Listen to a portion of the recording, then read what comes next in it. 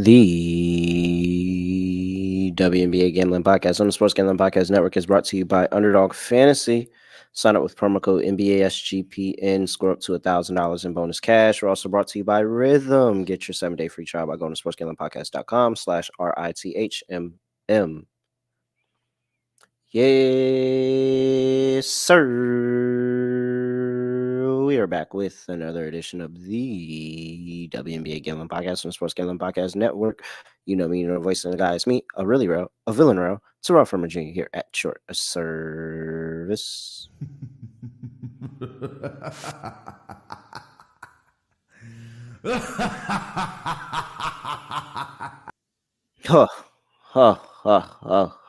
Whoa. I mean, it's really good to end the season with a lock. Storm, never in doubt. It's not good to end the season losing your dog by the Mystics actually not caring at the end of the game, like literally looking at the score of the Dream. Oh, shoot, excuse me. Looking at the score of the Dream game and seeing that it's over and then immediately stop trying, like visually stop trying. Very, very horrible end to the game. That's why you take the money line with some of these 2s, 1.5s, 2.5s. You play the money line for stuff like that. Scott Studio Reichel. Scott, what's going on? Scotty, beat me up. Surprise.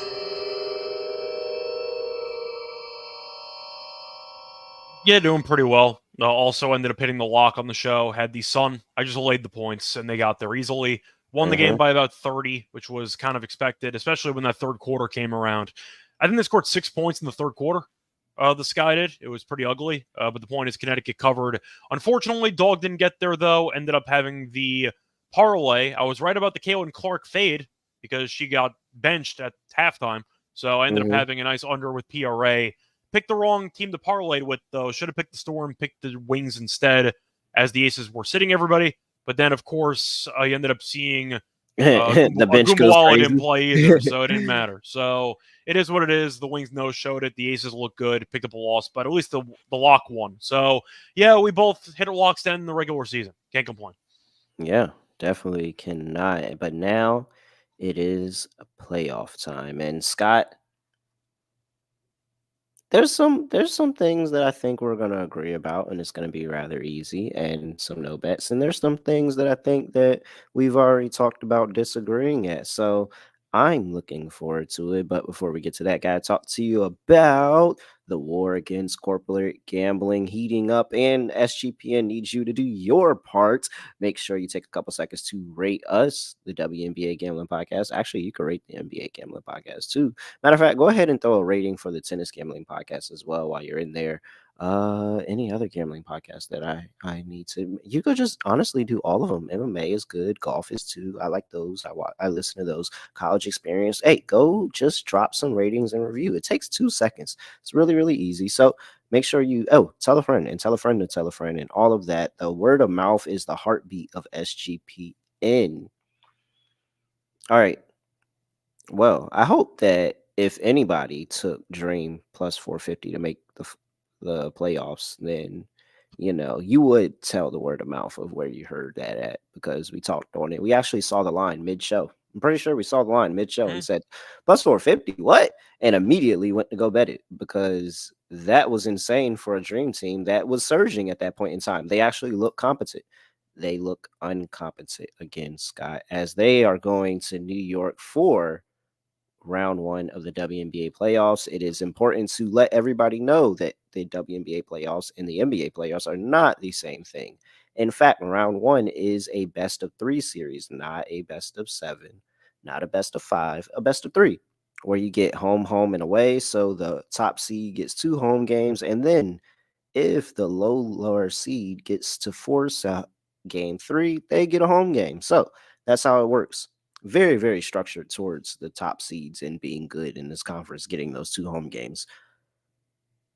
Scott, Atlanta, New York. What's the updated?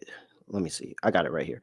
Boom. The updated line for this is the New York Liberty laying 1,600 to win the series. Dream 7-1, but I've seen higher. I'm not gonna lie. I'm pretty sure I've seen higher for Atlanta Dream than 7-1 to win this series. If anybody would dare even take that. Uh, you're gonna have to lay a bunch of juice in this one if you're gonna want to do anything, or you're gonna have to parlay it with something because New York Liberty to sweep is minus 340, and that's the best price you're gonna get here. Scott, we can talk about some player props. That'll probably be the thing where you can make money in this series because unless you're just gonna lay the big number, but we're not getting cute here. Liberty all the way, right? I mean, they're going to win the series. So the question is whether they can slip up and lose the game. Because if you choose the Liberty to win in 3, for example, you can get the Liberty to win in 3 at plus 425, which is a pretty appealing price, but I think they probably sweep. But we're trying to find value somewhere. Like, I can't lay the 340 just assuming the Liberty coast. They should, but if I had to go for any exact score choice, I'd have to lean to the plus 425 on 2-1. You? I mean, It's probably a sweep. I can't even. I don't even think I can. I don't even think I can play the 2-1. What does Atlanta have to do to win a game in New York here? Like, they're gonna have to defend. Okay, they've kind of been better at that, but at some point you're gonna have to put the ball in the basket against this Liberty defense, and it just seems like they get too inconsistent. Like it has to be all the stars aligned. Tina Turner, not Tina Turner. Oh my gosh, Tina Charles has really good luck inside the post and on the inside and is really able to go at them. But then you're going to have to get Ryan Howard and probably Alicia Gray to go off as well because this Liberty team is scoring. Like, I mean, that's kind of the one approach, though, is that the Dream do have talent on the roster. They just need them all to click for one game. If they get one game where Charles and Howard, we'll focus on those two. These are the main scoring options. Let's say those two combine for 45 or 50 points in a game. It's unlikely. Yeah. I can see them winning that game. So, once again, I would pick the Liberty to sweep, but I can't give that out for the sake of value. It's minus 340. I'm not giving anything out. I don't want to give out the line. Yeah, that's what I'm saying. I'm not going to lock up 2-1, but if I had to pick one of the 4 outcomes, I would pick 2-1 for the sake of value. Plus 425 sounds a lot better than minus 340. So that's kind of where I'm at, but in reality, the Liberty probably sweep. Yeah. Atlanta looked really bad to end the year. Like, really bad to end the year. And I can't do anything with that.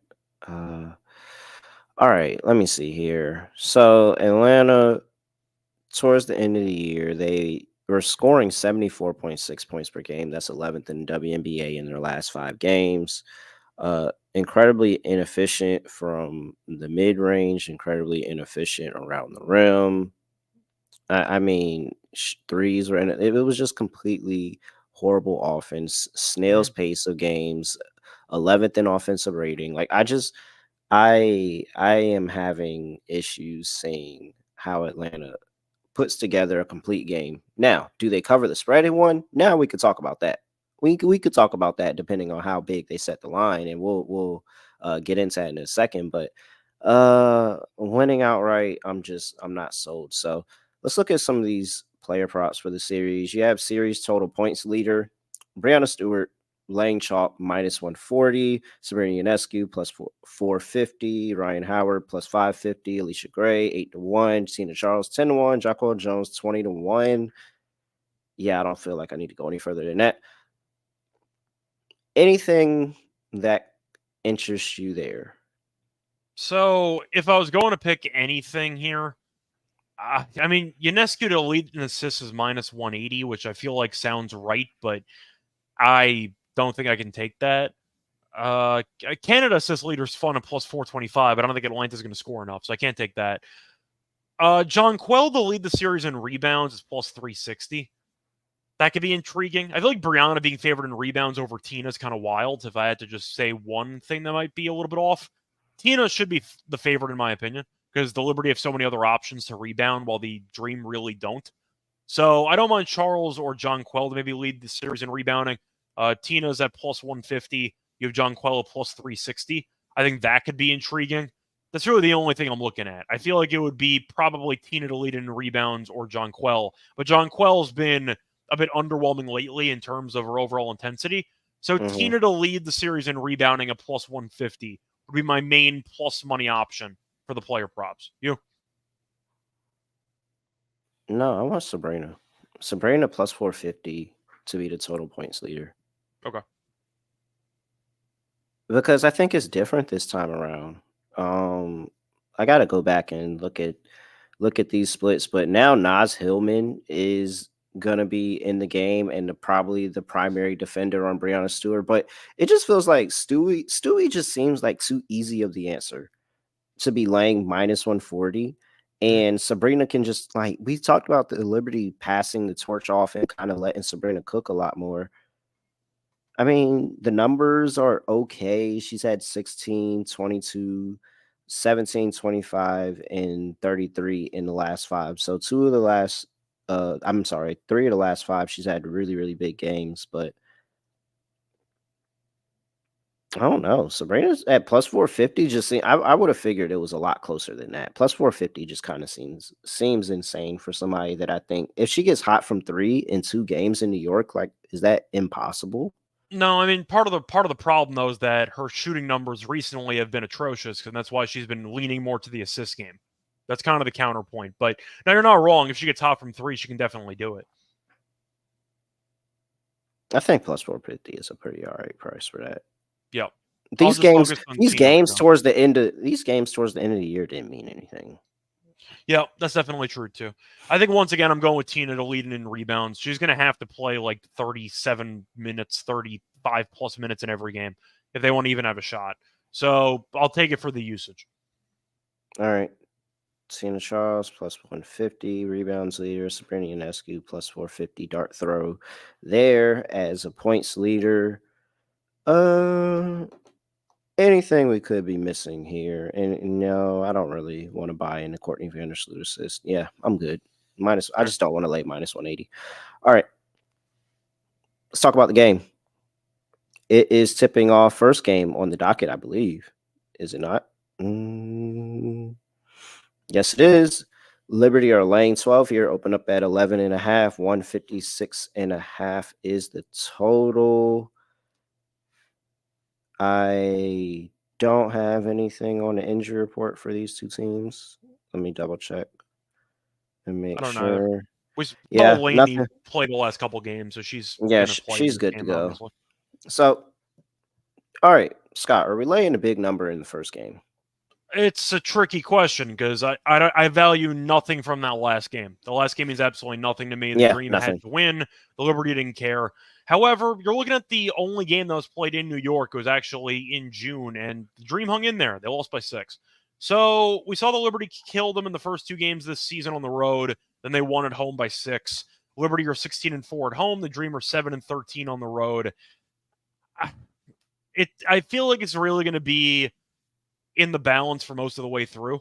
Like, it wouldn't Hmm. shock me if the Dream were hanging in there, like down single digits for a decent portion, and then the Liberty just caught fire late and won the game by like 15.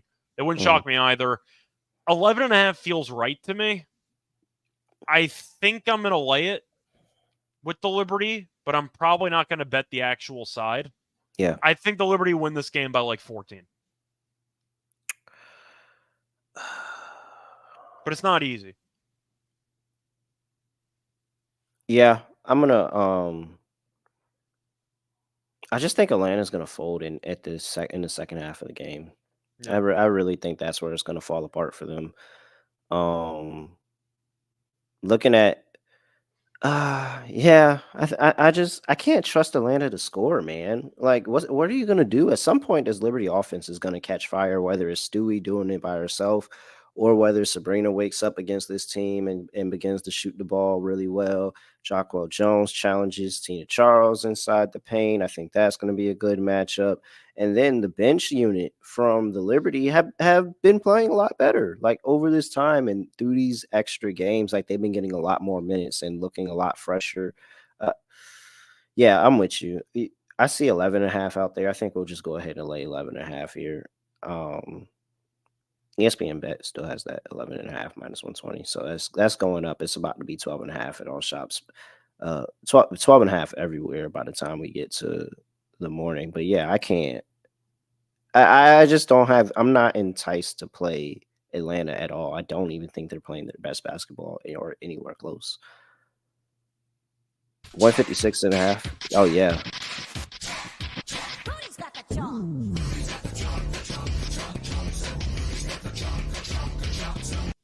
You had to Yeah, do it. super chalk, super chalk. 11 and laying 11.5 in a playoff game is actually insane. But Atlanta really sucks, man. 156.5 is total. I think I'm on the unders. I feel like for most game ones I'll be on the unders. I don't want to compare it exactly to the NBA or even like baseball, but you do notice a tone shift when you get to actual playoff postseason sports. And I Mhm. just see the refs and swallowing their whistles a bit more physicality. You said you don't think the Dream are going to score that much. I can agree with that.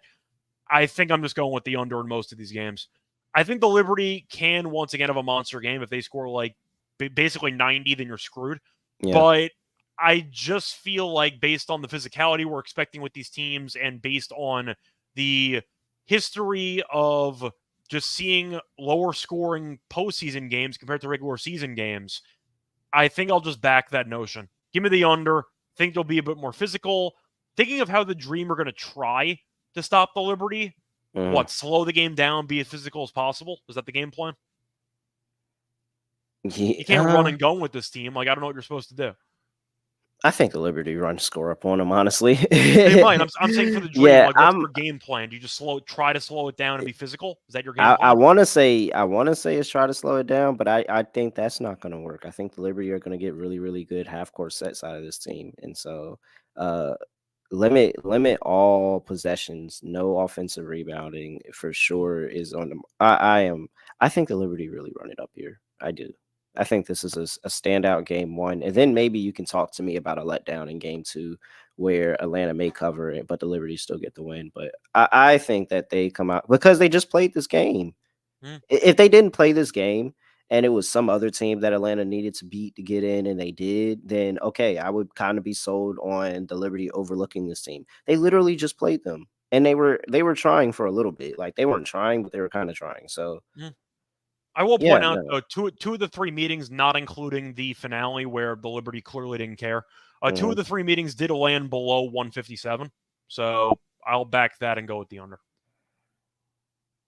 I'll take the over. I think this is closer to that game in Atlanta, like 96, 95 type this game. All right.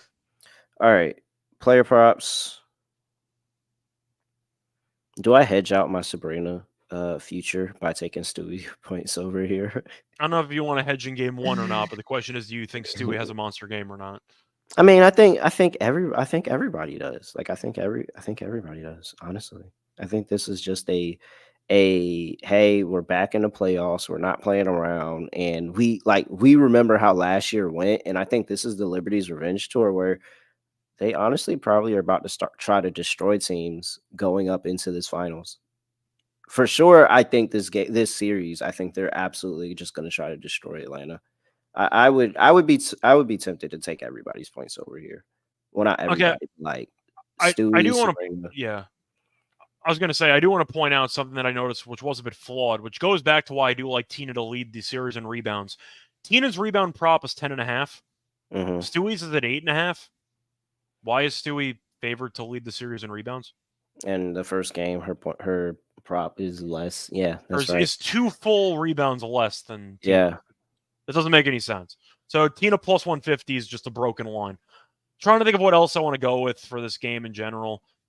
I do agree with you about Atlanta struggling to score. So I might actually Hmm. go against the assist option that we've been kind of tailing, or at least I have when the number's been right. I think I'm going to go with Canada under 5.5 assists here. Okay. No. She's had less than 6 assists in 5 of the last 6. Had 6 against the Liberty in the last game, but the Liberty didn't care. In the head-to-head, she has done pretty well recently, but it's mostly just based on this team not scoring many points, and the Liberty are allowing the third few assists per game in the league. So based on what we're expecting to be a bit of regression, from Canada in this offense. I do think that you're looking at Canada probably finishing around 4 or 5, but 5.5 at around minus 130 when we're picking the dream to probably struggle reaching 70 plus. I think is asking a lot. Not much leeway there for you. I'll go with the under on Canada assists. It pained me to do it, but I felt like I kind of had to. No. I completely understand that. I'm just trying to figure out how I want to fade. I don't even know if I want to just dip into the props of fading the dream. I think I just want to.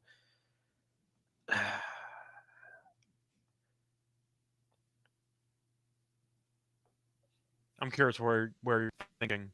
No, I think they're gonna struggle, man. Like, what if this is? But it's always this thing with Ryan Howard and Alicia Gray, where you pick one and then it ends up being the other. But I just feel like, does this not smell like 5 for 13, 5 for 14?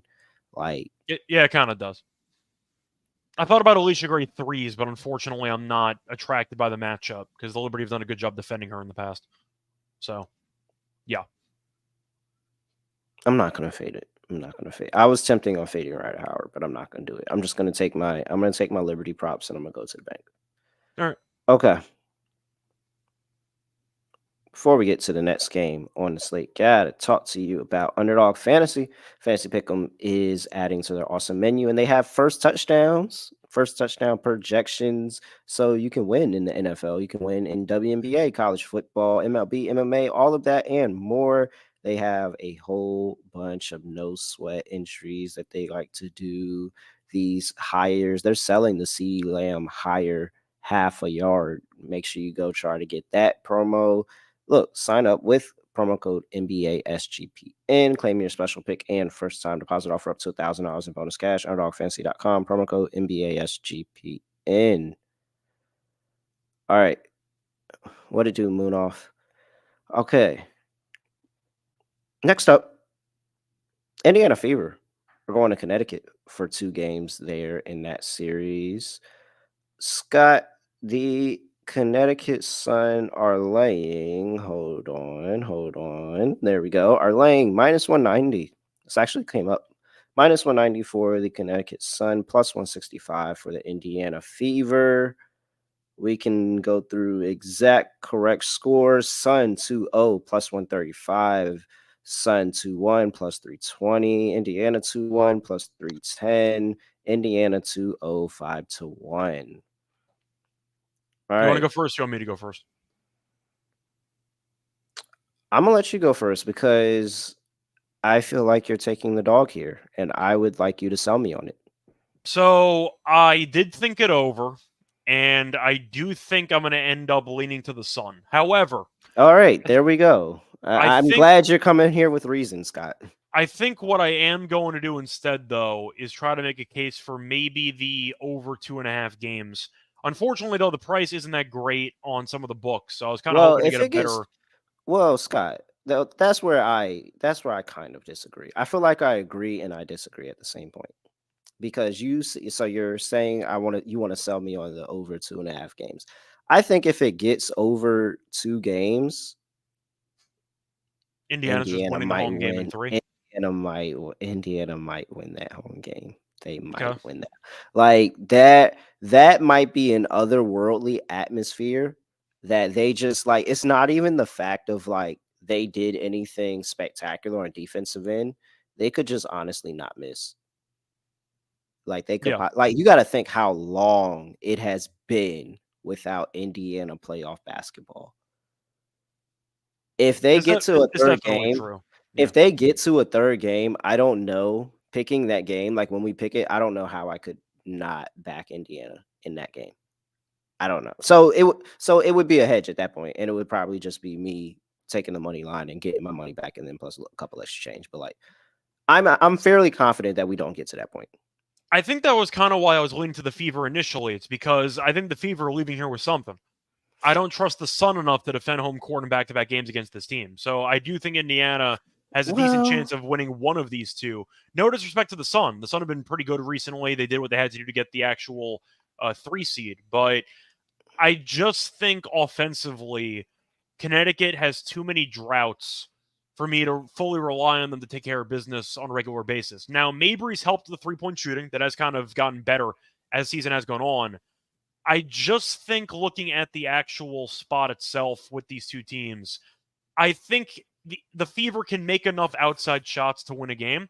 And I do think that Caitlin Clark can create enough overall attention from the defense to open up stuff from her teammates. But Connecticut did go 3-1 this season. They played 2 meetings in Connecticut, and they won both games by 19 plus points. So Connecticut was really good at home against Indiana. I'm aware of it. But I think for the sake of this matchup, a part of me just thinks Indiana steals one, but I have to ask if you believe in playoff immaturity or if you think that Yes. having no expectations is going to actually help them pull off an upset.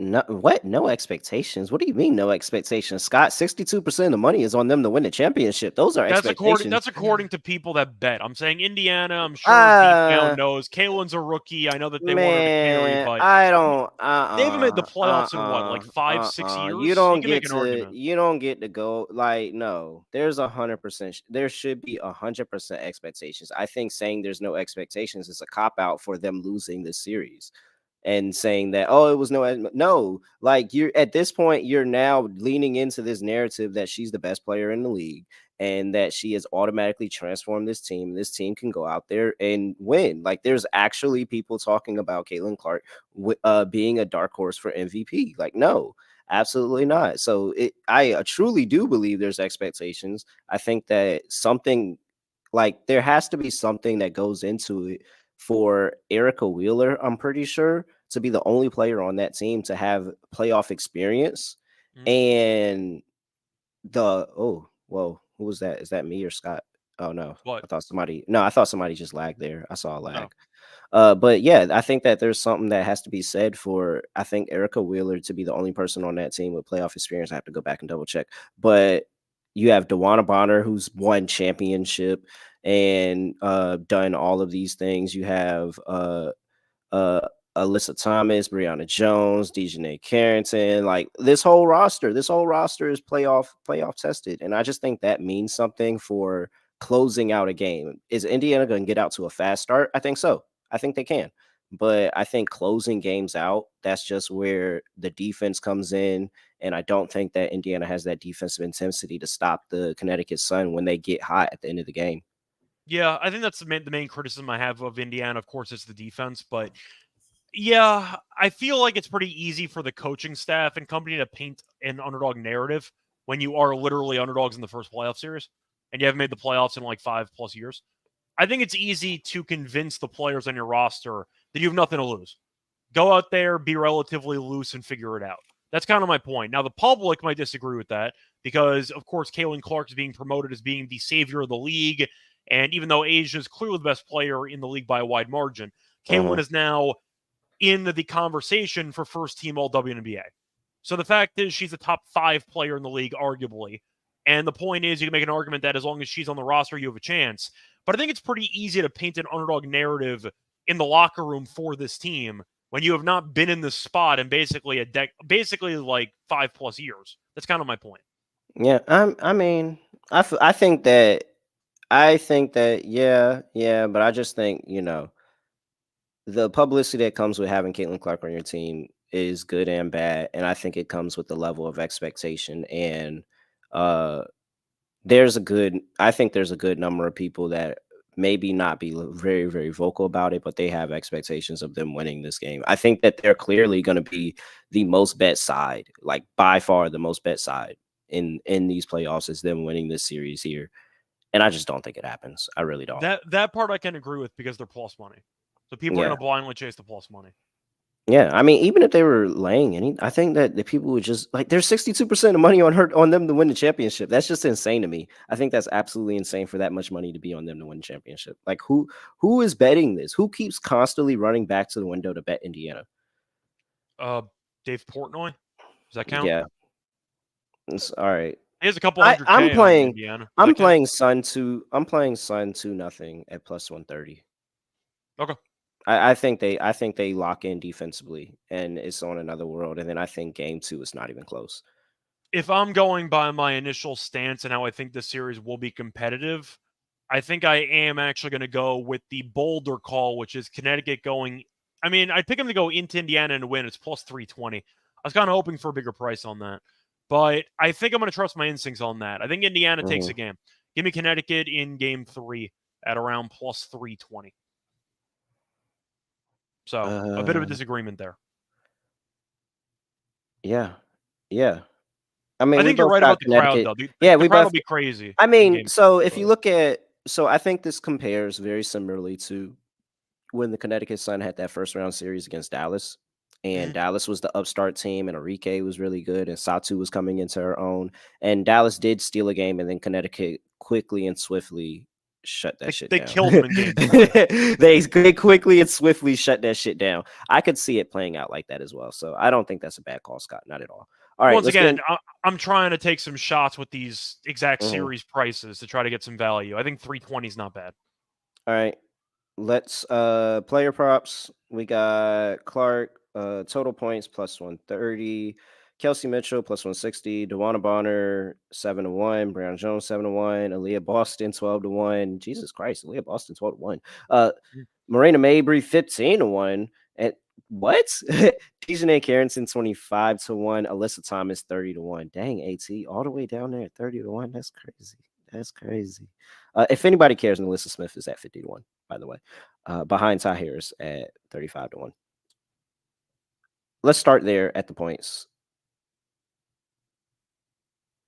I don't think I would bet Clark. So who are you going to go with? If you're picking Connecticut to win the series, does that mean you're taking Connecticut player?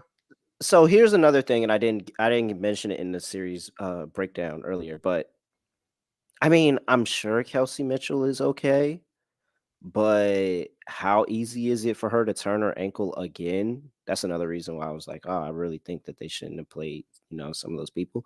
But she turned her ankle in the first 5 minutes and left the game. And she came back, sat on the bench. It says that she's expected to go. That's really my thing. It's not if she goes. I think Kelsey Mitchell deserves a bet. It's just that I just don't feel as good about it as I did when she didn't turn that ankle. I know what you mean. If I didn't see that happen and she just didn't play that game at all, I would be sitting here beating the drum saying how this is mispriced and Kelsey Mitchell should be the favorite and we should hammer Kelsey Mitchell at plus 160. But now you're staying away. Because it's really, really nerve-wracking. Yeah. It is. I can understand myself, but Mabry at 15-1 is actually kind of insane. I think Mabry makes sense if you want to go for a threes leader, but I don't see that market up. So unfortunately, that's not going to be an option. But I mean, what Mabry's good for 2 20-point games. 2 20-point games probably get you this. In this I don't know about that. But no, I mean, I think it'll get you in the conversation. I'm not sure 2 20-point games officially get you there, but you're at least in the running. You can hedge worst case scenario. Let me see. Hold on. Let's go back and because you got to remember, like, the totals we're expecting with these two teams. Like, you're probably going to see most of these games in the 160s. So this season, in 4 games against Connecticut, Caitlin Clark, who is the leader, has 19, 10, 17, and 20. Okay.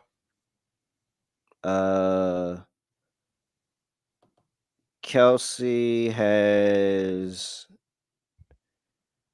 23 in the last game, 9, 17, and 8. But I will admit, those first 2 games, that especially that early on in the season was really rough for her. She didn't find her groove. She really found her groove late. But yeah, that's mispriced. You got to play Kelsey. I'm dropping a flyer on Marina as well. Honestly, I think I'm mostly going chalk with these. The one thing I might make an exception with would be the assists. I think AT is going to lead the series in rebounds. I think 125 is a good price. Boston, I think, should be in the running, but she has too many games where you just can't find her. And I feel like one outlier negative game is going to be a problem, where AT should average like 8 assists, 8 rebounds per game in the series, and probably 8 assists as well. That's my dog. I'm actually going with AT to lead in rebounds and assists. Give me AT to lead in assists at plus 130. I wonder how Connecticut's going to actually guard Caitlin. I'm curious if they're going to potentially sacrifice Dejanay Carrington. Well, that too, but I'm saying I'm curious if they're going to let her try to score all the points, guard everybody else, limit the assist numbers, and whatever happens, or vice versa. They try to get the I mean, ball out of her they've done hands. pretty well this season. I mean, That's my point. I she can't maxed say I'm. out at 20 in that first game and then 19. Like they've done a pretty good job. That's why I thought it was kind of insane for her to be the leader over Kelsey. But I think for that reason, I am going to go with AT to lead in assists because it still involves fading Indiana's defense, and AT mhm. has been so good lately with rebounds and assists. I'll take that option. I think Clark at some point maybe tries to go into takeover mode, where she's just gonna take 20 plus shots, and the assists are gonna go by the wayside for at least a game. Mhm. AT is always looking to pass the ball. In fact, I get mad at her for not shooting enough. Give me AT to lead the series in assists at plus 130. All right. I'm assuming you might co-sign that because I know we both love AT in the series in general. I mean, yeah, I'm afraid of the Clark stat pad of like the offense. Like the offense is her, and they could score 50 points and she could still have 10 assists. Like Yeah. that's the only thing that makes me a little bit more nervous. But I can't lay minus 155 with her either. I That's think why I'm I like the 130 for AT. If you think there's a chance she gets at least 10 assists in one game, I think plus 130 is a good deal. I'm gonna try to wipe Kelsey Mitchell turning her ankle completely from my memory because I would have sat here and just beat the drum that Kelsey Mitchell is going to be the points leader at plus 160. Mm. Annoying, annoying, annoying, annoying. All right, let's get to the game. My laying 5 is Connecticut Sun at home here. Open up at 4.5. 163.5 is total. Let's see here. Any injury report news in this one? It just says Kelsey Mitchell says she's available to play Sunday. That's it. And that's really the thing. Just hopefully she doesn't turn her ankle again. That's really what's gonna, or if that impacts her play at all. Like if she's feeling that ankle and that impacts her play and Kelsey Mitchell isn't good, this is over. This series is over before it starts. Like Mm. so. And another thing is Indiana has not. I mean, they did get a road win against not the Atlanta, but the Minnesota Lynx a little while ago. But since the All-Star break, they've only had 5 road games, and that's been a place where they struggled, 8 and Mm. 11 this season. That's another part of it. I know that there's going to be fans in the building for her first playoff game, but I still think the Connecticut fans are still going to have something to say. The fact of going into that building, I think Connecticut, the team itself, is going to have something to say. And then it's the flow chart, Scott. We got Connecticut playing a team that's not the New The York Liberty Liberty or the or the Aces. Aces. Yeah. So, I mean, I'm going Connecticut stand strong in the first home game. I'm laying 5. I think I'm going to lay 5 too. Once I went through the head-to-head history of Connecticut dominating both games at home this season against this team, I felt pretty good Mhm. about it. Indiana, you could argue that once again, being the underdogs in the series, maybe they can come out loose. But in reality, I do think it's going to be a pretty rough environment for their first playoff game in Mohegan. So I think that Connecticut will feast off of the crowd energy. The argument is, can the Fever look good for a half? Because Mhm. you make an argument maybe Fever halftime and Sun full time's worth a look, but I just think the defensive intensity will be too much for Indiana to handle early on. And I feel Mhm. like game 1 will be the punch in the mouth they get. Maybe they'll steal game 2, but I do think game 1, I just think the defense and the physicality that Connecticut possesses will be a lot for Indiana to handle mentally and physically. So I think I'm going to fade the Fever in game 1. I agree with you about Connecticut. Give me the Sun at home -5. All right. 163.5 is the total. You don't like just I truly don't know what I'm gonna get from Indiana Yeah. for a number of reasons. This is a lot of pressure. I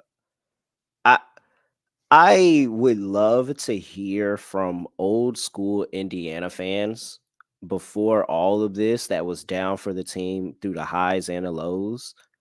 And I would love to hear what they think.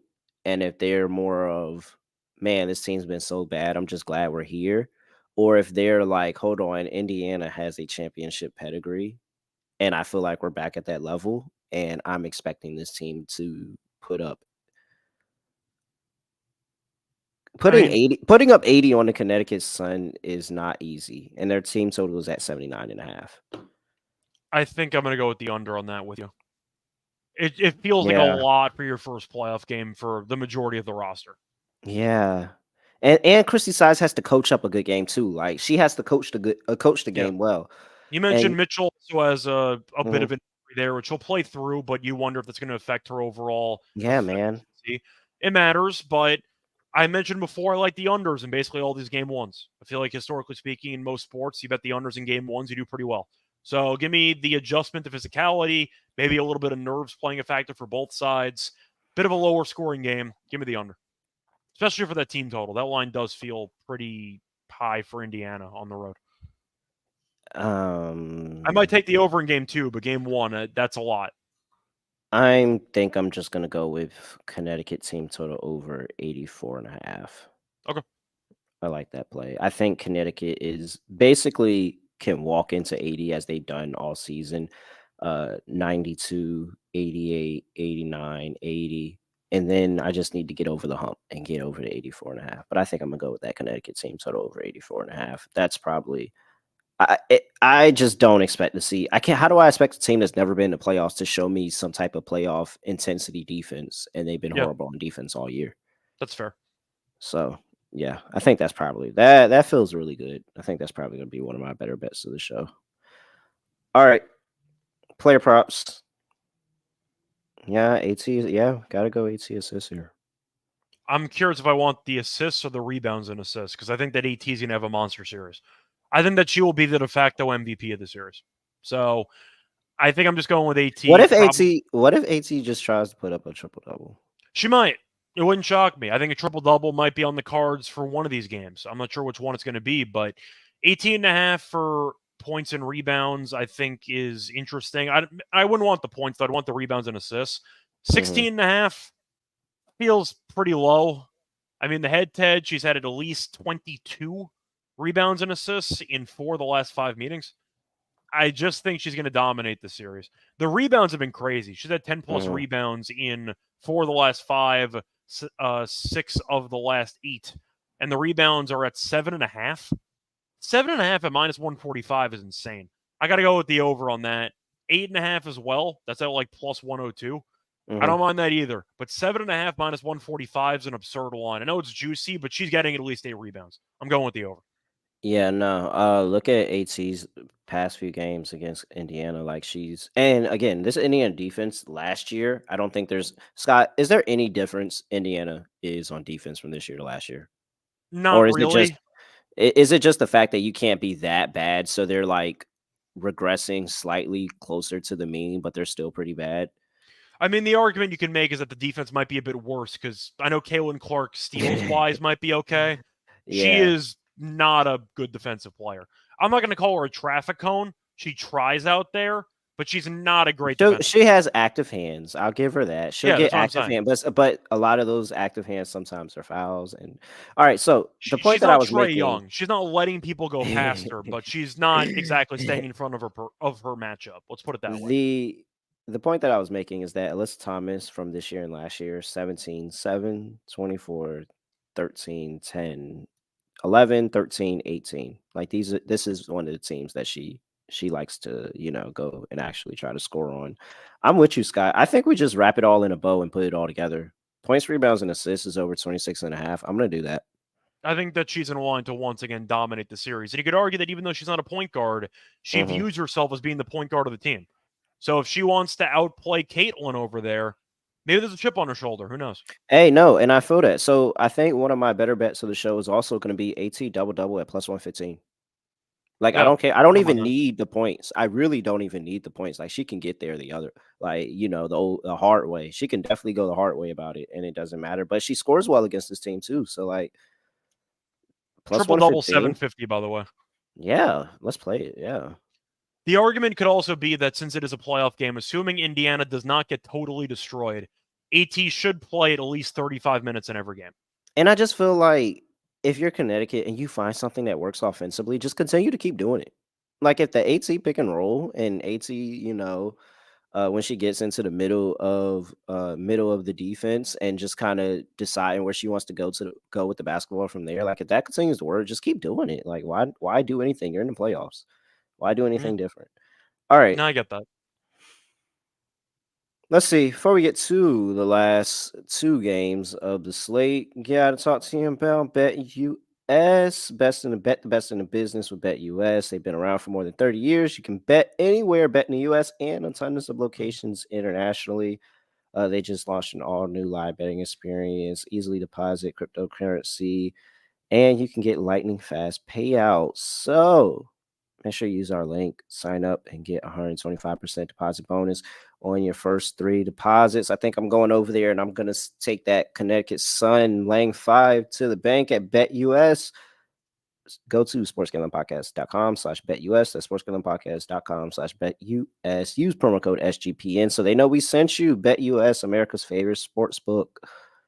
We're also brought to you by Rhythm. Let's open up and fire up the good old Rhythm app and get cooking in the lab here.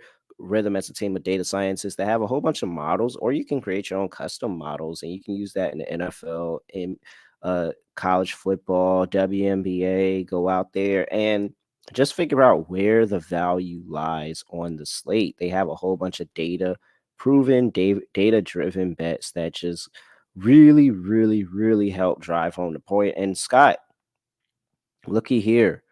You said you like that under, and we were talking about it. They do like the under in the Connecticut Sun and Indiana Fever game. 57.1% win probability, Scott, on that under 163.5. They have it projected 161.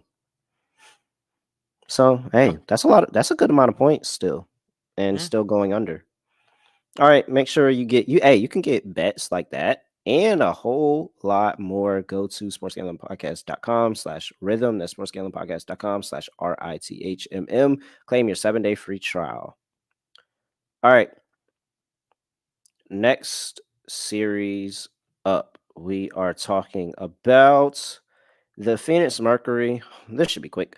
Going to play the Minnesota Lynx. The Minnesota Lynx are laying an astounding, a whining -700 on the money line, 5-1. I there's a conversation of if this is short. I feel like this entire series breakdown is going to take maybe a minute and a half. Yeah, you can get Minnesota to sweep for -230. You can get Minnesota in 3 plus 370. Phoenix in 3, 7-1. Phoenix for a sweep, 22-1. Yeah, the Mercury are horrible. They suck. The Borons are just bad. Like I can't. They're going to lose the series. They're probably going to get swept. They're horrible on the road. There's really nothing good to say about. Like I could actually sit here and say, well, if Atlanta has everything go perfectly right, they could actually steal a game on the. I don't think the Liberty steal a game on the road here at all. No, I think the Mercury are getting killed. So I'm going to go with the Lynx. The Mercury, I know, kind of wrapped up their overall seeding a while back, but they didn't even try. They just rolled over and got buried in basically every game they played in for the last couple weeks. They had a couple games where they showed up, but it was mostly negative. Minnesota tried to once again catch up to the Liberty. They didn't do it, but they buried the Liberty in the process. They didn't win a game there. Held off the Sun, had that crazy three-pointer at the end, but the point is Minnesota actually kept playing. They had to maintain their overall form in order to actually get the 2 seed. The Mercury have been mailing it in for months, and this team sucks. So I think that the Lynx kick the crap out of this team. I feel like if you want to compare odds here, I think 230 is a pretty decent price when the Liberty are 340. I get that the argument is that the Liberty, of course, have a better record, and based on that, the Dreams record is significantly worse than the Mercury. The Lynx to sweep this series should really be like -300. I think that the Mercury are horrible, and I think when you're looking at the head-to-head history so far this season, the Mercury are 3-1. 3 of those 4 wins were by 13-plus points. I should say 3 of those games were decided by 13-plus points. The Lynx killed them most of the time. And the one time they lost was in Phoenix by 1 point. There probably won't be a game in Phoenix here. So both games in Minnesota, they won by 13-plus points. That's good enough for me. I think the Lynx killed this team in both games. If you like parlaying big favorites, you can parlay the Liberty and the Lynx to sweep for an astounding -118. Yo. All right. Yeah. Minnesota all the way. I mean, you can get cute if you want to, but that's your money. I can't stop you. All right. Series total points leader. We got Nafisa Collier. Whoa, Siri. I was not saying Siri. I was saying series. All right. Nafisa Collier plus 170. Kalia Copper plus 230. Brittany Griner plus 350. Kayla McBride 12-1. Diana Taurasi 12-1. Natasha Cloud 25-1. Courtney Williams 25-1. I'm not going any further than that. Rebounds leader looks like Nafisa Collier minus 270. Brittany Griner 5-1. Alana Smith 7-1. Maisha Hines Allen 25-1. Yeah, I'm not going any further than that. And for the assist leader, we have Natasha Cloud minus 170. Courtney Williams plus 190. Diana Taurasi 12-1. Nafisa Collier 18-1. Caleb McBride 18-1. Courtney Williams plus 190 to be the assist leader. That's the one that caught my eye too. She has had 7 What? full in 3 of the last 5 games. I mean, the pick and roll with her and Nafisa Collier has been there all season. That's how she's racked up a bunch of them. The Mercury are also allowing the second most assists per game in the entire league. So taking somebody on Minnesota is probably the right value play. Yeah. What is this a head-to-head matchup of why? I mean, yeah, what is going on here? Looking at the assists for Courtney Williams head-to-head. Okay, so they haven't been It has there. not been great, but yeah, but come on. Come on. This is a good offense. I think they're going to cook this defense. And it's hard for me to take Natasha Cloud because of the fact of it requires, yes, Mal, exactly. It requires the freaking Borons to score. Yeah, on the road. They're not putting the ball in the basket right now. No, absolutely not. Yeah, plus 190, Courtney Williams. What? That's the best bet of this series, Scott. I think it's definitely one of the best value plays of the series. I'm just quickly checking the assists again. I am wondering if there's any value potentially on Collier for the plus assist 170. Oh, for the assist title. If I wanted to be really bold with it, if I was trying to think of somebody who wasn't even like on the radar to have a shot at actually getting the assists here, because there are some games where Collier can put up like 5 and change. Her assists have been kind of underwhelming lately. Head-to-head wise, though, she has had at least 5 assists in 4 of the last 6 games against this team. I don't know how many assists she's going to have to average in order to actually get the title, but 18-1? I think 18-1's a case if you want to make an argument that we're going to ignore the Borons because they suck. So if you want to go for somebody that I think could be intriguing, Collier at 18-1 to lead in assists could be interesting if the Mercury start doubling and trying to get the ball out of her hands. That could be an option. There you go, Scott. That right there, and you saying that sold me. And it was like, all right, I could see it. It's a flyer. Yeah, and I mean, well, they're also like, I think it's pretty good. I think it's pretty good. Kayla McBride has been very consistent though, Scott. Yeah. 3, 3, 3, 4, 4 her last 5. First of all, not enough outlier games that I'm looking for. I was looking for like a 5 or a 6 in there. I'm not sure if it's going to get. But like, what if we're only getting 2 games here, Scott. Yeah. What if it's like 1 game Courtney Williams does nothing, and then 1 game Nafisa Collier does nothing? That kind of like, that's where I see the path opening, because it's like, oh well, nobody really did anything consistently, and here I am getting 4 assists in both games. Well, that's why Cloud's the favorite, because the argument is Cloud will probably walk into like 5 or 6. I don't want to say guaranteed, but basically guaranteed in both games. That's probably the argument on why she's favored. But if I'm trying to make a flyer of who I think could have a couple of good assist games and then maybe regressing back to the normal amount, Williams is the choice of the favorites option that I have to go with. And then I think I have to go with Nafisa at 18-1. I think 18-1 is just too big of a price. Can somebody find me Finals MVP odds? I see Helms talking about it in the chat. Finals MVP. So you do? You have Finals MVP odds? Yeah. What do you want? Oh no, we'll talk about it as maybe we'll finish it. We'll probably finish with that. I thought you wanted to segue into that. Sorry. No, not right now. But he says something. I didn't see any, but we could talk about it later. Hold on. All right, Nafisa Collier, total points leader. I'm just gonna take that plus 170.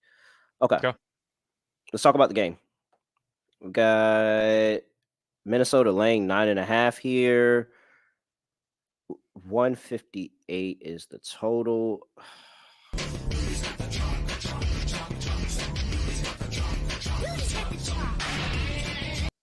Yeah. Do you want to talk about it? Like, what is there to talk about? It's just The only Minnesota. thing that we could talk about is that Copper did come back last game. So the argument is if she's actually healthy, Mhm. maybe she can keep this game close by scoring. The problem was she went She 2 of has 9 good from games the against floor. Minnesota, I think. She does, but she only played one game since the injury and she went 2 of 9. She's battling a back issue. That's going to Mhm. linger. It's not something that goes away. She has to carry this team. And even with that being the case, the team doesn't guard anybody. So that's the only counterpoint would be Copper being available. So maybe they'll be able to actually put together some points, but Mhm. I just don't trust this team enough. They don't care.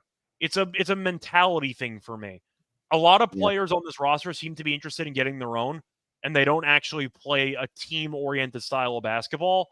And And Minnesota's then the when opposite. they get to complaining about the refs, like they take ref complaining way to another level than the Aces. Like the Aces are actually rather annoying with it, and Yeah. somehow the Borons found a way to be even more annoying than that.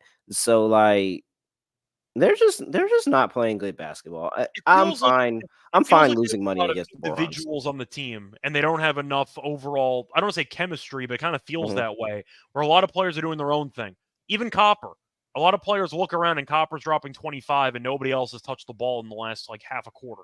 I feel like mhm. there needs to be a little bit more chemistry with that team. Minnesota has some of the best chemistry in the entire league based on how the team operates. What the ball movement and the It's passing? perfect. It's It's perfect. yeah, yeah. All right. It's I just think Minnesota laying Minnesota wears them down. 9.5 here. 158.5 is total. This is another thing where I think I'm just fading the dog and backing the favorite. Yeah. 84.5. 84.5 seems reasonable for Minnesota at home. It's another championship pedigree team that quietly, I'm saying quietly, I think their fans have a level of expectation of, all right, we got a good team. When we have a good team, we get to the finals. All right. Well, Minnesota also has a great draw because now the Aces play the Liberty. Yeah. What? It's They have so a great amazing. draw. Yeah. All right. Yeah, Hutch, to answer your Uh, question, can Griner lead the series in rebounds? I'm rooting for you, but I can't bet that. yeah, Five bro. to one, I can't do that. Honestly, we would just be bad as hosts because we've kind of been cooking her the entire time. So for us to kind of hop on a bandwagon and say she's going to be the rebounds leader in the league, I mean, in the series, like that's just anti what we do here. There's also the way that she finished regular season. I know it didn't matter at all, but she got into it with Rakia and she had a bit of chippiness to it. Is there a chance she gets ejected in any of these games? Maybe. She seems to be really annoyed the last couple games. I wouldn't say I don't think so. I think the only way anybody on this team gets ejected is because they complain to the refs so much that they got two techs. It was even with Connecticut, though. If you remember that game, Connecticut blew them out, and Griner had that flagrant foul where she just shoved somebody in the back. She's been pretty, Mhm. I'd say, I don't want to say a cheap artist, but she's been pretty feisty lately. It wouldn't shock me if something happened potentially in the series where she gets ejected or maybe even like put on the bench because she needs to calm down. But emotionally, she's been kind of unraveling for the last couple games. If I could bet anybody to get ejected, I would bet Tarasi. That's fair.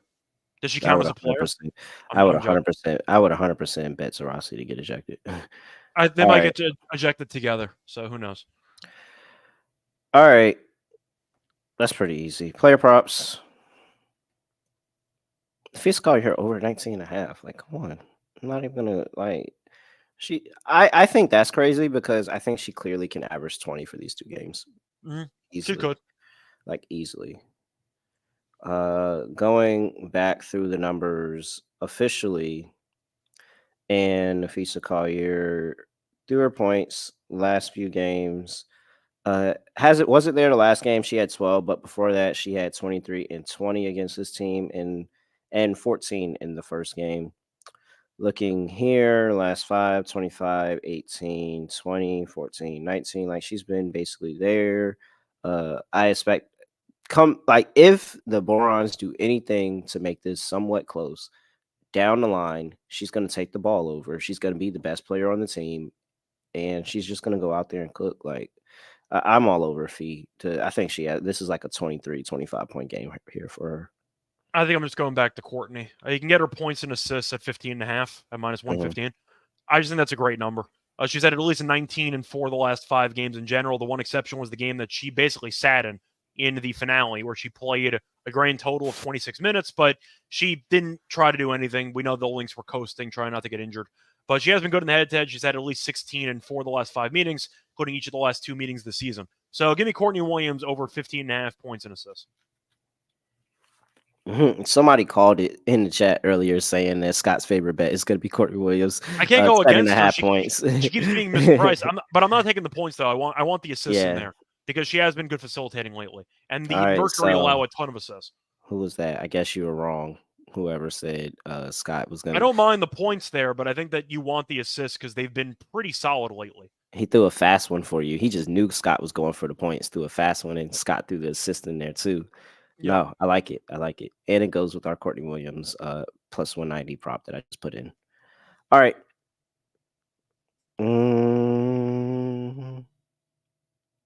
Honestly, I said feed points. I like her rebounds, too. Okay.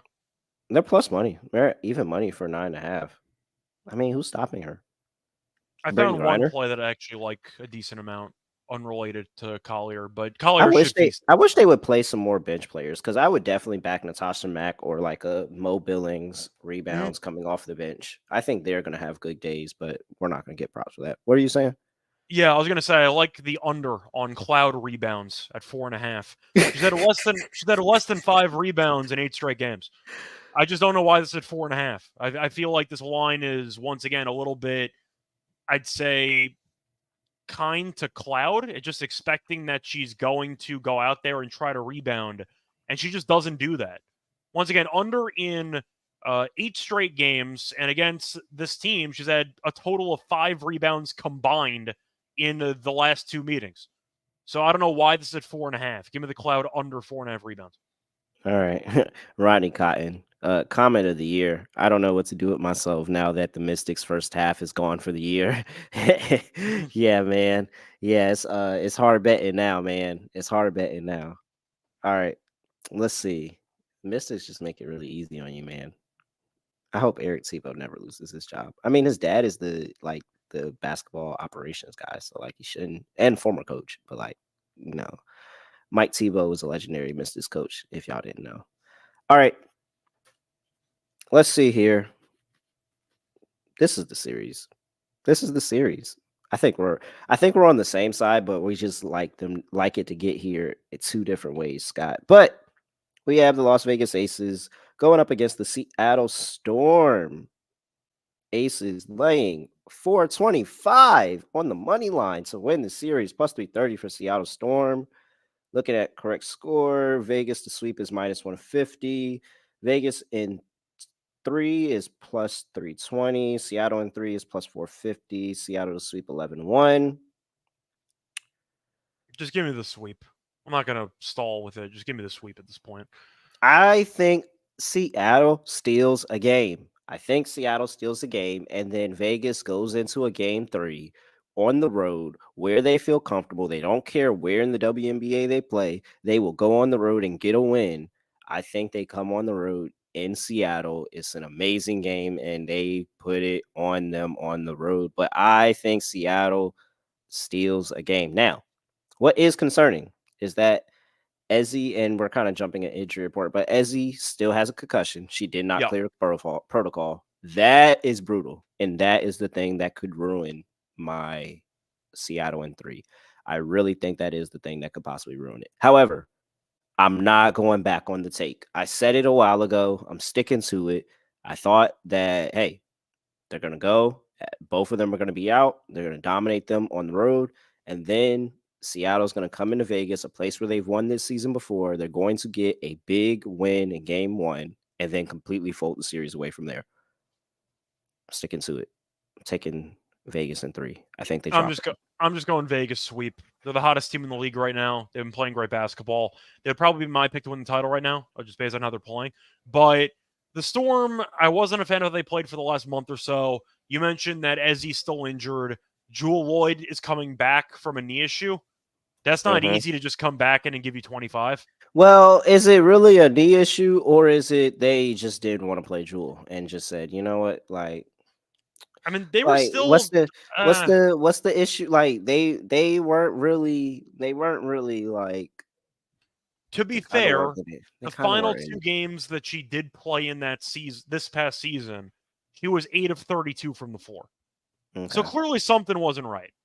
I'm just going to throw it out there. I think Clearly the rest something I wasn't think the right. rest I think the rest is gonna mean a lot. And it's also gonna be Noelle Quinn scheming up and attacking Kelsey Plum. Like that's where you really, really get at. Because come on, what if this Aces defense takes a step back? Like if they really just go out there, play playoff basketball and attacking the player that, doesn't really play as up on defense. Shoot, even Chelsea Gray's been a step slower this year. Like if they go at them, I think that there's some room there. I'm That's taking the that's one not, game. that's I'm kind taking of the the one thing game. though. The Aces defense was so bad to start the year. Then they lost back-to-back games against the Lynx. They lost a random Hmm. game to like the Wings, and they just had a I don't know a come to Jesus moment where they just realized we got to actually guard somebody, and they've just been great ever since. I just feel like the Aces right now are clicking at the right time, and I was kind of calling out Gray, who I thought Hmm. was kind of slacking earlier in the year, coming back from injury, and I thought she wasn't that great to start with, but they have been very solid lately. Jackie has embraced a defensive first kind of role recently. Plum's still a solid shooter. Still think her shot selection could use some work, but Gray's been better. She's kind of shooting less, and you have Asia being Asia.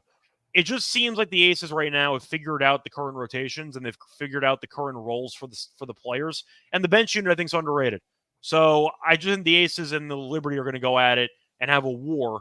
And I think that's going to be the projection for the second round. But without Magbagor in the lineup, I don't trust them rebounding. I Hmm. think Asia is going to dominate the boards in this series. We'll get into that in a second.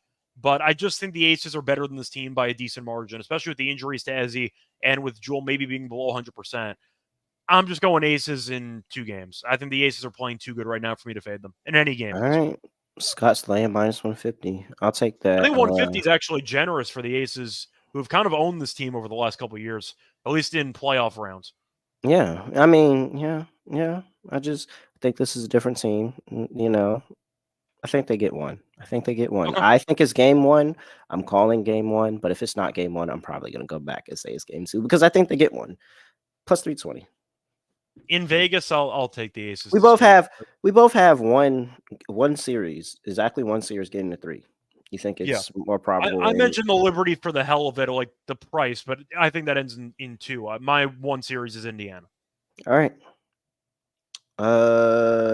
Points leader, Asia Wilson, minus 250. Should be minus 800. Who the Honestly, hell's gonna I who's gonna think beat her? honestly, I think minus 250 is like, but I think that's also the respect to I think it's really just the respect to Jewel, but I think the minus 250 is short. I think 250 is a bargain. it's honestly just the respect to Jewel. But Yeah. all right. But Asia's had one of the best seasons of all time. Like I feel like Asia is probably gonna walk into 25 minimum per game in the Yeah. series. And Jewel's off a knee issue. Now they could have been resting her, but she's gonna be getting the Jackie Young treatment. That's not fun. I don't know who's gonna guard Asia on this team. Who's guarding Asia? Yeah. That's there's no there I don't even want to play You with just put that. Neck on her and just hope for the best. Like I don't know. Good luck. Total rebounds leader.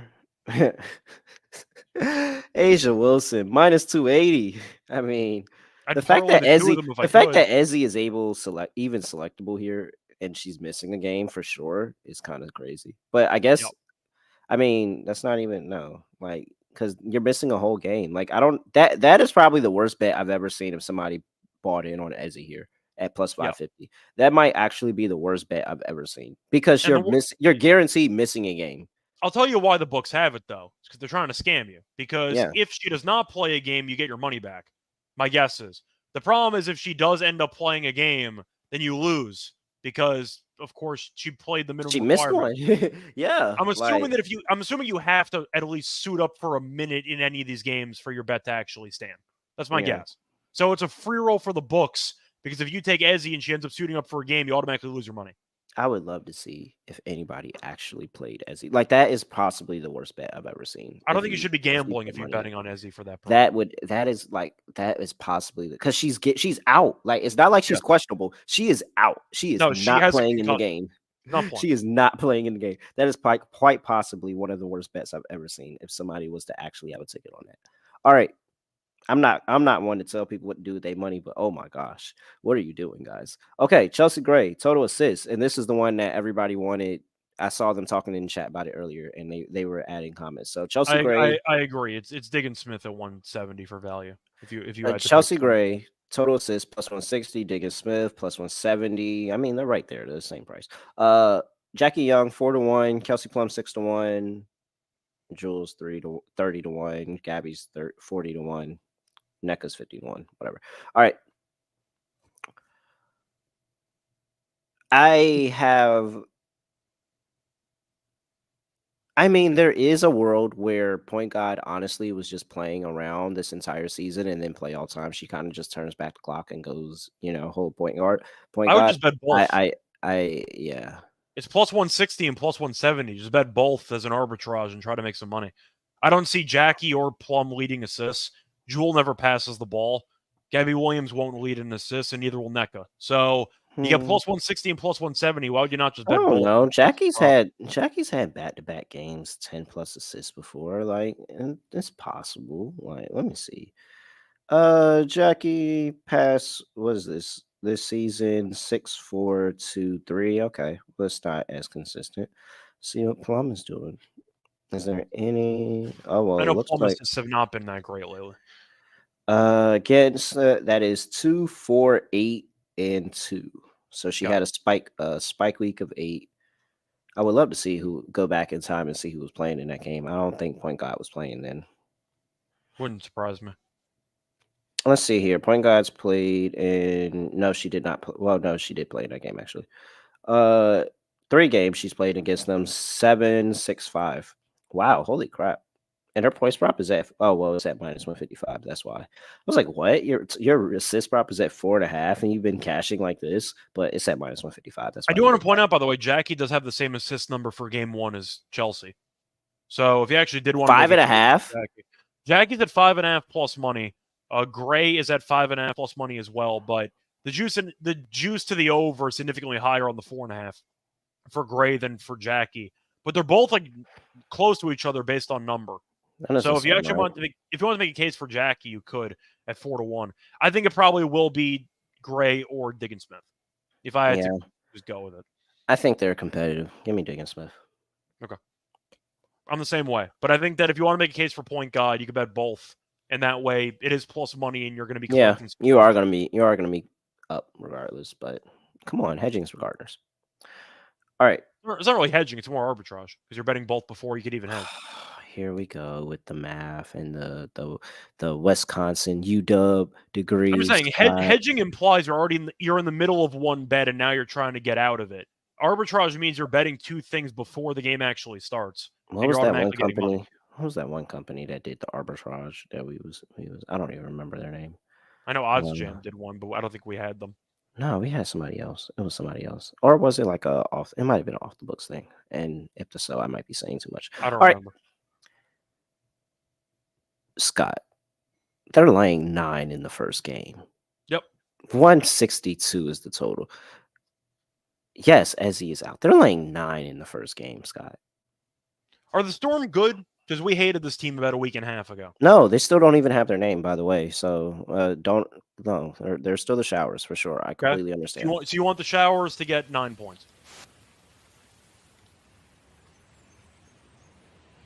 Is that where we're at? It was a nice little cute little bird. I'm saying though, is that where we're at though? You want the Showers plus the points? Yes, I do hate birds. Yeah, I want the Showers in the 9 points, bro. I think they get up for a game. I thought the whole point was we're calling them the Showers because we wanted to go nowhere near them to actually bet them. So until they because no, they're just not scary. Like the Storm were scary. When the Storm were playing, the Storm were very scary. And at one point, we were talking about the Storm could win the championship. And I truly think that they can play like that for a game. But from what I remember, we agreed we would call them the Storm again when they covered 3 games in a row. They did not. I'm not sure they got the 2. They did. No, wait. The Did last they? 2 games of the season, maybe they got the 2. No, they didn't. No, No, wait. that's what I'm saying. So No, they we didn't. kind of made a pact to not back them until they prove their worth again. They still haven't done it. So I'm just going to not pick the Storm in this game again. All right, I understand. I laid out the script. I laid out the script about a week ago. A week ago. All right. I think I Yeah, just like Ace's first half in this game. Home crowd, I think they just come out firing. That's I kind of think where Se- I'm at. I think Seattle punches them in the mouth and they get a Okay. game. I think they punch them in the mouth and this one is a lot closer. It's a lot of the Aces look kind of a little bit out of sorts on defense. NECA starts going, Jules starts going. Yeah, I think they cover. This is a lot of points. This is a lot of points for a team that I actually think is competent. Okay. They just aren't playing well, but I think they're competent. I need to wait and see how Jewel looks with the knee issue Hmm. before I actually take the points. So I'm going to lean Aces for now. I'll take first half. And they have the scoring to attack the soft parts of this Aces defense. They just got to do it. Yeah, I'm Based on the last taking. couple of weeks, I don't know if the Aces have any soft parts of the defense anymore. They've been incredible for the last couple of weeks. I Yeah, can't overstate it. They've been so good defensively. they have. But we'll And see that what game happens. again, that game in Seattle, down Ezzy and down Jewel It was was a close. game. It was a game into the fourth quarter, and then it Yeah. kind of went our way. We backed the Aces and went our way at the end, but like that was a game, and Yeah, so it was. like the Aces got out heavy, and then the Seattle just stayed composed, chipped in, got back in the game, and just made it a game that whole second half until the end of four. Yeah, I think they do it again, but they All right. get to cover this time. Give me Seattle plus 9.5. I like the over 162.5. I think there's going to be points. Little bit of an off game, more points in the first game. This is the Vegas and Seattle go way back playing these games, and then game 2 is the one where the under comes in and we get a game 2 under, but I'm going over in the first one. I think I'm going to agree. I think both teams offensively have a lot of talent in general, and I think that even though Seattle's not exactly shot the ball well against the Mhm. Aces this season, I think the pace will be there. So I'll go with the over. All right. Skylar Diggins. Yeah, I like Skylar Diggins Smith. We ran her points and points and assists at the end of the season. It's still cashed. Mm. Got to keep doing it again. What's the line at now? Is it at 20.5 or is it at 21.5? So Diggins' assists are regular at 6.5. If you throw in the points and assists, you can get that line at 22.5. Oh, She has 22 and a half. gone over though in 6 of the last 7 games. Yeah. I can't fade it. That's also quietly been a really good prop that every time we just kind of come back to it hits. So Mm. all right. Well, we're taking Asia points over. It's at 25.5. Like, come on, this is the lowest it's gonna be.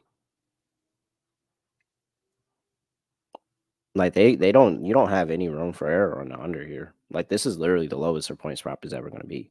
And I can only see myself fading that as if you thought this was just gonna be a crazy defensive game, but like, no. I think she's gonna go out there and get hers. And if this is a game, like I think this is gonna be a game into the fourth quarter, she's gonna have a scoring run of about 6 points. That's also gonna boost at wherever she's at in her points prop. I'm all over Asia Wilson over 25.5.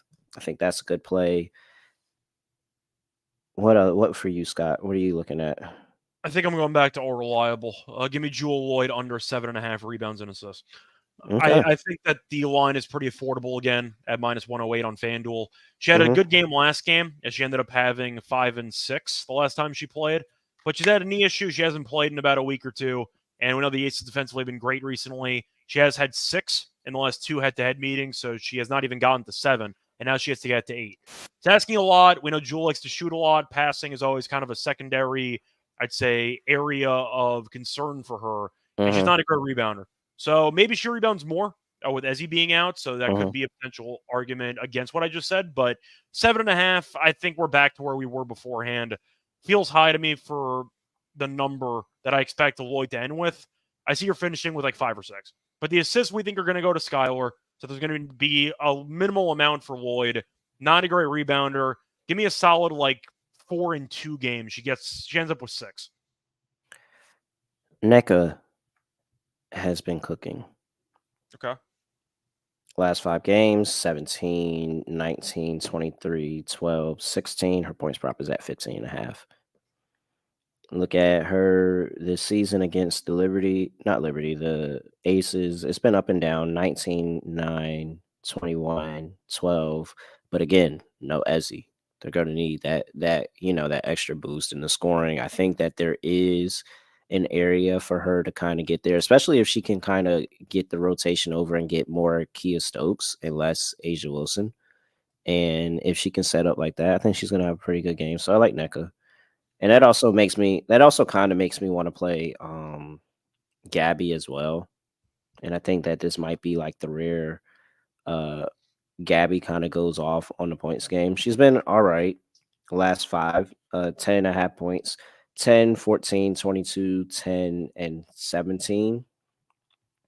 And then she had the 14-point game when they just played in that last one. And that's ultimately where I think is she kind of gets a little bit more Kia Stokes as well. Like whoever Asia is not guarding is probably going to be the one doing the scoring. So, and I think there's going to be points in time where she's guarding both of them. So I think that Gabby and NECA can have a good game inside the paint.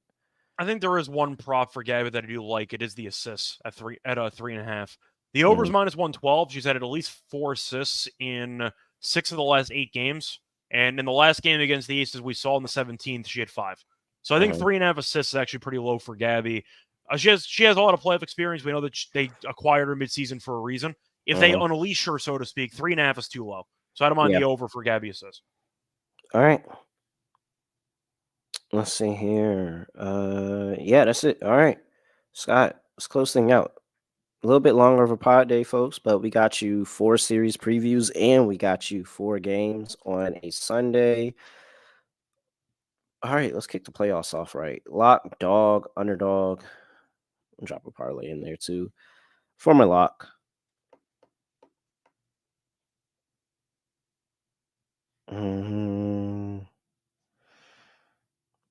Minnesota laying 9.5.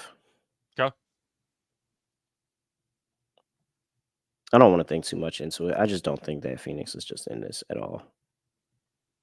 And Minnesota's a veteran group. Like this isn't just like any other regular team. Like there's some vets here. It's not like with the vetness and understanding that you don't need to take any Phoenix team in the playoffs lightly, because we've seen Phoenix go into a first round wild card when they had it and then win out and make it to the finals.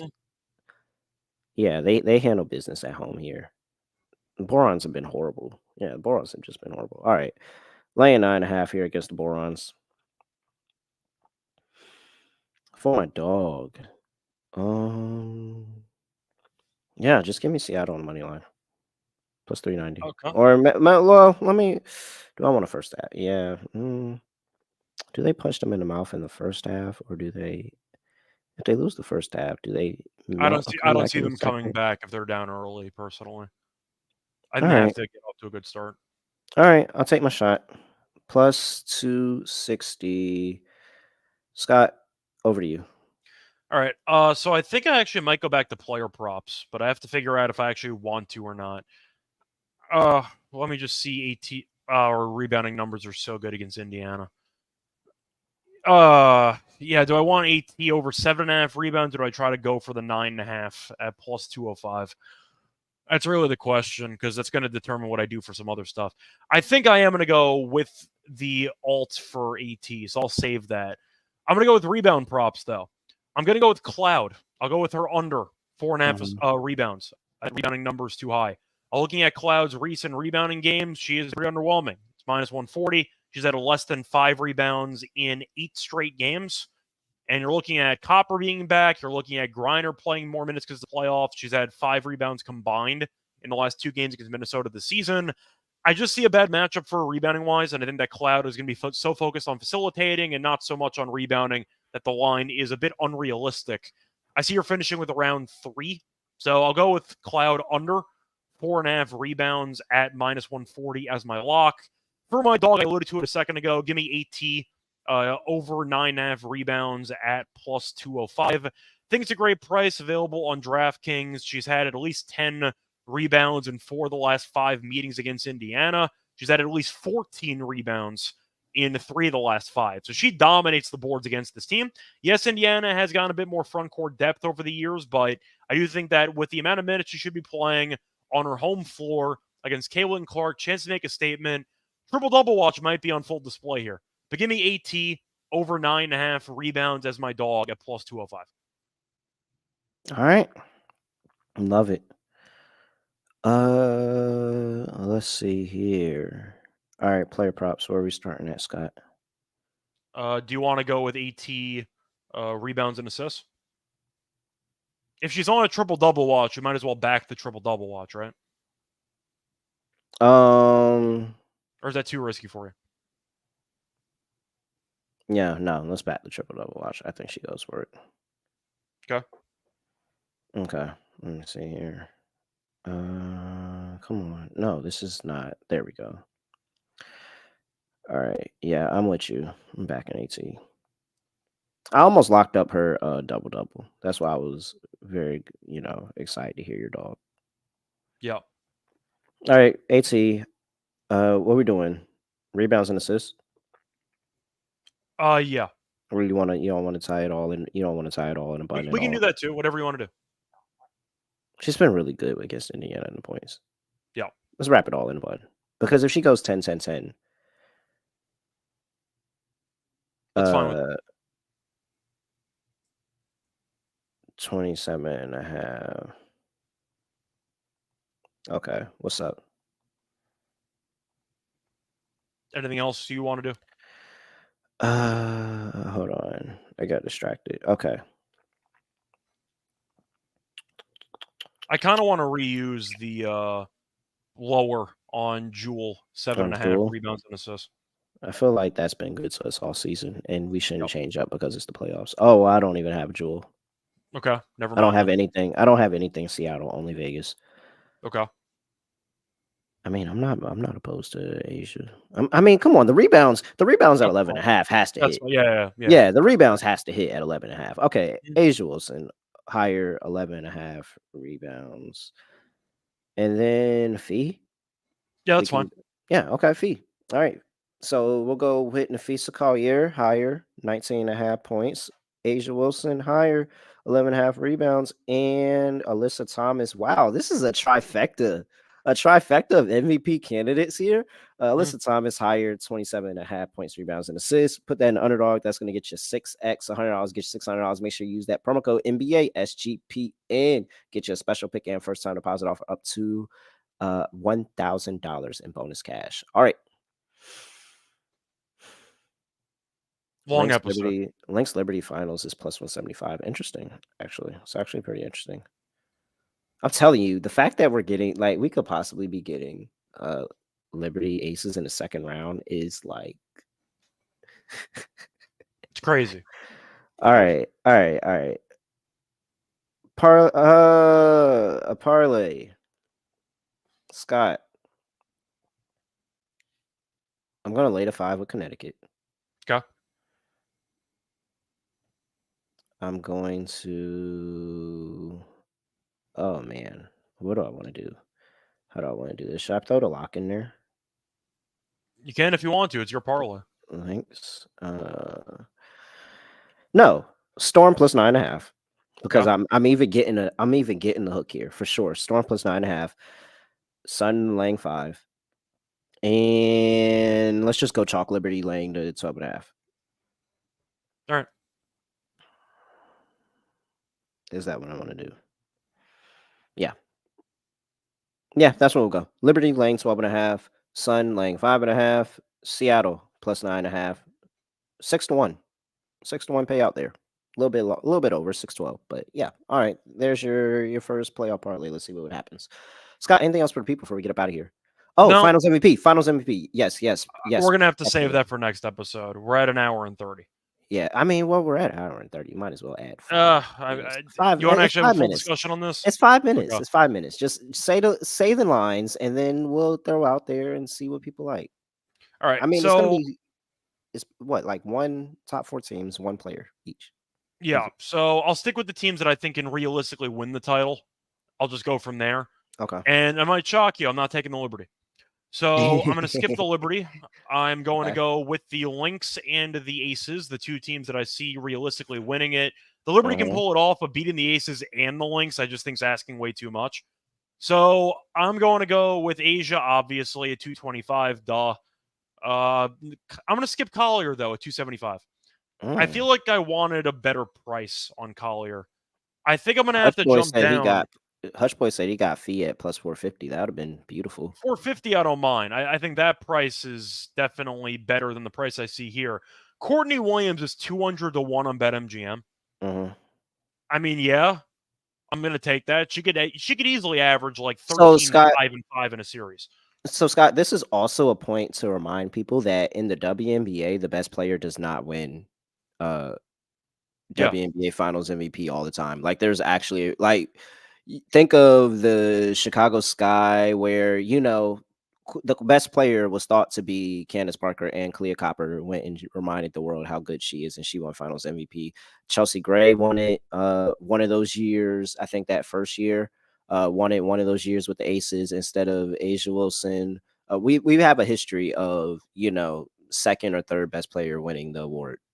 We have a history of it. If the Aces win it, Asia's getting it, as far as I'm Yeah, concerned this year. I So, agree. I agree. I'll But go with that. But for Minnesota, they have so many different options. Give me Courtney Williams. She could really average like 13, 5, and 5 in a series. I'll take her at 200 to 1. um, all right. That's all I got. Read off the prices for the Liberty. All right, for the Let me get it. Liberty, this is only BetMGM, by the way, so you can probably find better prices Oh, is it elsewhere. BetMGM? Let me But look. this is what I'm looking at right now. I'm Okay. sure other books have it. But I see Stewie at 275. Mm-hmm. Sabrina's at 7 to 1. Mm-hmm. Jonquel's at 14 to 1. And then at that point, if you want anybody else, it's basically 150 to 1 or higher. So it's those main three. It's so because doing it this far out, we're gonna have to attack this again when we get closer. That's And why I thought we might want to wait but it out. But yeah, Jonquel just is really tempting, bro.